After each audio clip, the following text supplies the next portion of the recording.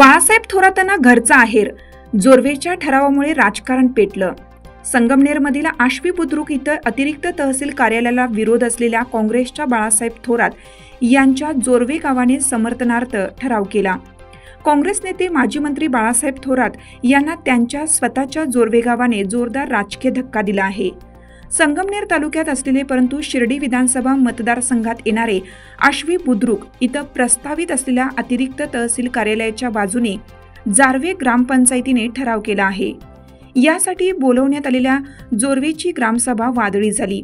आश्वीच्या प्रस्तावित कार्यालयासाठी जोर्वेमध्ये ठराव मंजूर झाल्याने थोरात यांना स्वतःच्या गावातून घरचा आहेर मिळाला आहे। बाळासाहेब थोरात यांच्या जोर्वे गावात आश्वी इथं प्रस्तावित अतिरिक्त तहसील कार्यालयाच्या समर्थनार्थ ग्रामसभा झाली। या ग्रामसभेत चांगलाच कलगीतुरा रंगला होता।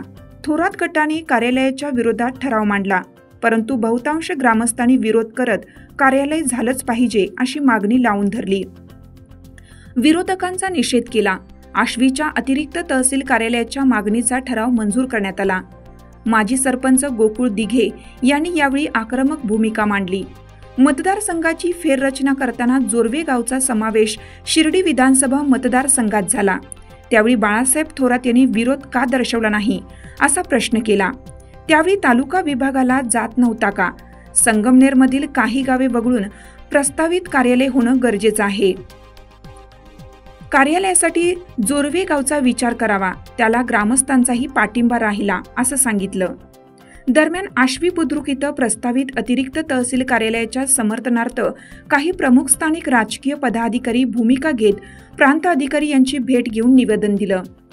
राजकीय भूमिकेतून कार्यालयाला विरोध आहे। संगमनेर येथे तहसील कार्यालय दूर असून इथं झाल्यास नागरिकांच्या सोयीचं होईल असं या निवेदनात म्हटले आहे। आश्वी बुद्रुक इथं प्रस्तावित अतिरिक्त तहसील कार्यालयावरून पालकमंत्री राधाकृष्ण विखे पाटील आणि बाळासाहेब थोरात यांच्यात राजकीय संघर्षाचा भडका उडाला आहे। यावरून दोघांचे आरोप प्रत्यारोपांच्या फैरी सुरू आहेत। यातच बाळासाहेब थोरात यांच्या जोर्वे गावाने कार्यालयाच्या समर्थनार्थ ठराव मंजूर केल्याने हा राजकीय संघर्ष आणखी भडकणार अशी चिन्ह निर्माण झाली आहेत। लोकमान्य न्यूजसाठी संचालक लक्ष्मीकांत शिंदे, संगमनेर।